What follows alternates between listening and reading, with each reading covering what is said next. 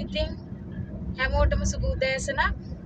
අද දවසේ සියලුම වැඩ කටයුතු සාර්ථක වෙන්න කියලා ප්‍රාර්ථනා කරන හැමෝටම. අද මම යනවා වේයන්ගොඩට යනවා. වේයන්ගොඩ යුද හමුදා කඳවුරට වැඩ වගේකට. ඉතින් මම මේ කියන්න ආවේ ඔයාලට ඕගලන් හිතනවා නම්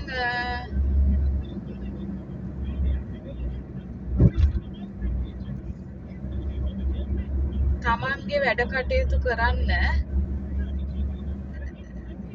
දවසේම තමන්ට වෙලාව මදි වෙනවා නම් ඒ වෙලාවත් එක්ක ඊළඟ දවසට තවත් ඒ වැඩ කොටසම ඉතුරු කොටසක් තියෙනවා නම් කරගන්න.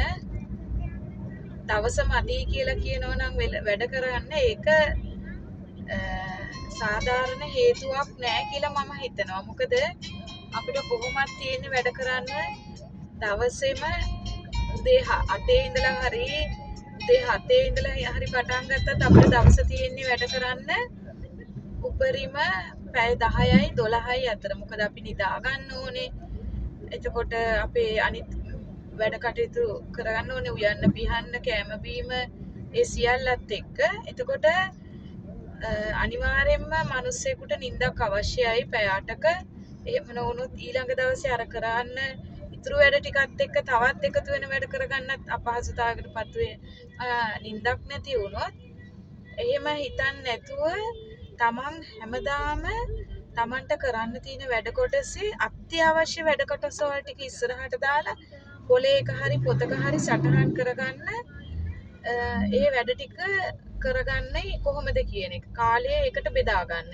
ඒ වගේම මම කැමතියි කියන්න, දැන් අපි හිතමු වැඩක් කරන්න යනවා කියලා බැංකු ටිකකට යනවා කියලා ලයිට් බිල් ගෙවන්න බැංකු එහෙම හරි වෙන ඒ වැඩ කටයුත්තකට පාරට බහිනවා නම් එකම පැත්තේ තියෙන වැඩ ටික ඒ මොහොතේ කරගන්න ලියා ගන්න පොලේක.